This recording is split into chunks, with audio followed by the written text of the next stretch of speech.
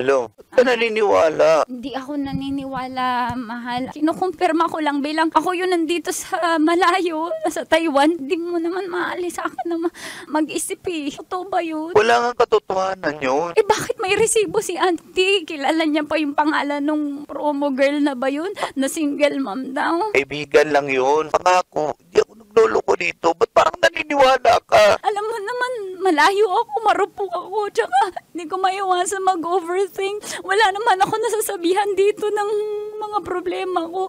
Jerry, huwag mo naman akong lokohin. Hindi kita niloloko. Nagpapakahirap ako dito, pinagtanggol kita kila mama at papa.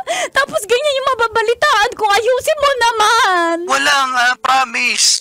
Bakit di ka naniniwala sa akin? Alam mo namang totoo ako sa'yo. Alam mong matino ako, di ba? Ganto na lang, para matigil na to, yung mga gantong chismis. Ano yun? Palagi naman talaga pag tumatawag yung nanay mo, isisingit talaga yung mga issue tungkol sa akin. Alam mo naman eh, ayaw nun sa'yo.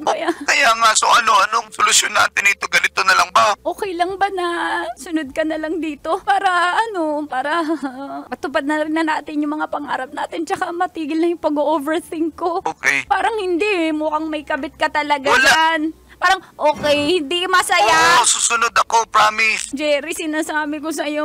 Hindi kita sasaktan. Alam mo yan, mahal na mahal kita, Mayrin. Mahal naman kita, Jerry. Sige, mag-iipon ako dito. Susunod ako sa'yo sa Taiwan. Thank you. Patunayan natin kila mama, papa na mali yung mga bintang nila sa'yo, ha? Sasabihin mo ba sa kanila yung plano natin? Wag, kasi alam mo naman yun, gagawa yun ng paraan para di ka matuloy, sisiraan ka sa akin. Basta wala kang babae dyan, ha? Wala nga. Masarap ba yung single mom? Medyo. Nagtalong ka kasi. Sabi ng friend ko, masarap daw. Jerry, sinasabi ko sa'yo, ha? Wala nga, promise, wala nga talaga. Hindi sila masarap? Hindi masyado. Sarap ka pa rin.